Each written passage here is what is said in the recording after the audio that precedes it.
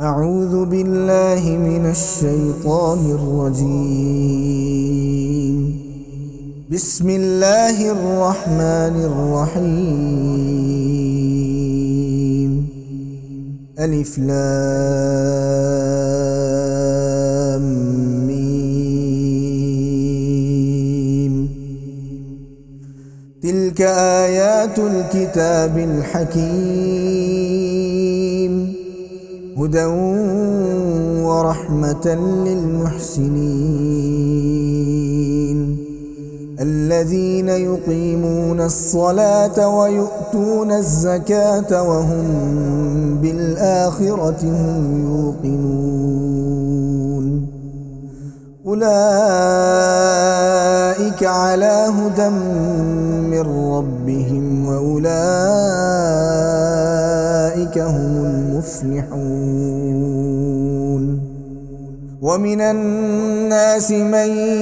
يشتري لهو الحديث ليضل عن سبيل الله بغير علم ويتخذها هزوا، أولئك لهم عذاب مهين. وإذا تتلى عليه آياتنا ولى مستكبرا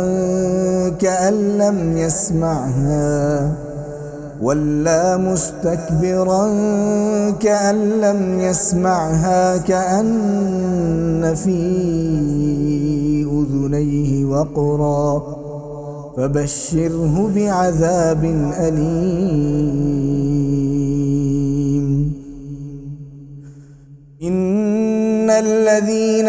آمنوا وعملوا الصالحات لهم جنات النعيم خالدين فيها،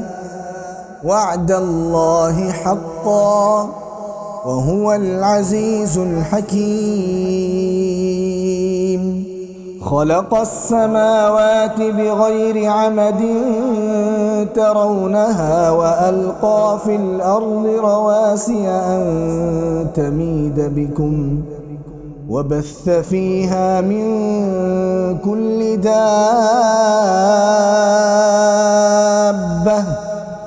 وأنزلنا من السماء ماء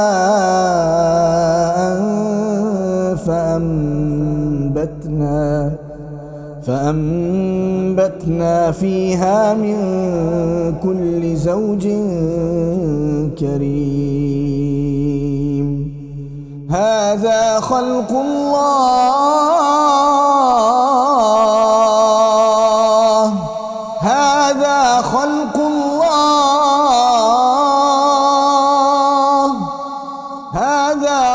الله فأروني ماذا خلق الذين من دونه بل الظالمون في ضلال مبين. ولقد آتينا لقمان الحكمة أن اشكر لله، ومن يشكر فإنما يشكر لنفسه، ومن كفر فإن الله غني حميد. وإذ قال لقمان لابنه وهو يعظه يا بني لا تشرك بالله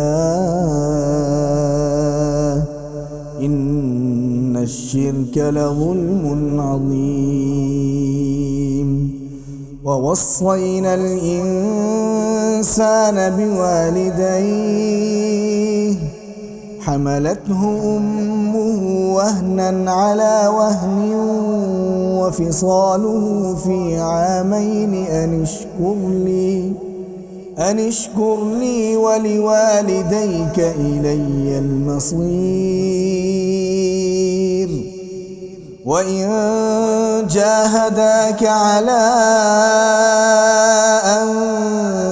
تشرك بي ما ليس لك به علم فلا تطعهما فلا تطعهما وصاحبهما في الدنيا معروفا واتبع سبيل من أناب إلي ثم إلي مرجعكم فأنبئكم بما كنتم تعملون يا بني إنها إن تك مثقال حبة من خردل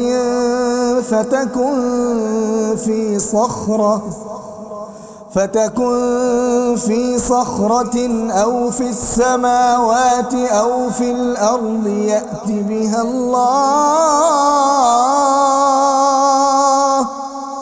إن الله لطيف خبير يا بني أقم الصلاة وأمر بالمعروف وانه عن المنكر واصبر على ما أصابك إن ذلك من عزم الأمور ولا تصعر خدك للناس ولا تمش في الأرض مرحا إن الله لا يحب كل مختال فخور واقصد في مشيك واغضض من صوتك إن أنكر الأصوات لصوت الحمير ألم تروا أن الله سخر لكم ما في السماوات وما في الأرض وأسبغ عليكم نعمه ظاهرة وباطنة ومن الناس من يجادل في الله بغير علم ولا هدى ولا كتاب منير وإذا قيل لهم اتبعوا ما أنزل الله قالوا بل نتبع ما وجدنا عليه آباءنا أولو كان الشيطان يدعوهم إلى عذاب السعير ومن يسلم وجهه إلى الله وهو محسن فقد استمسك بالعروة الوثقى وإلى الله عاقبة الأمور ومن كفر فلا يحزنك كفره إلينا مرجعهم فننبئهم بما عملوا إن الله عليم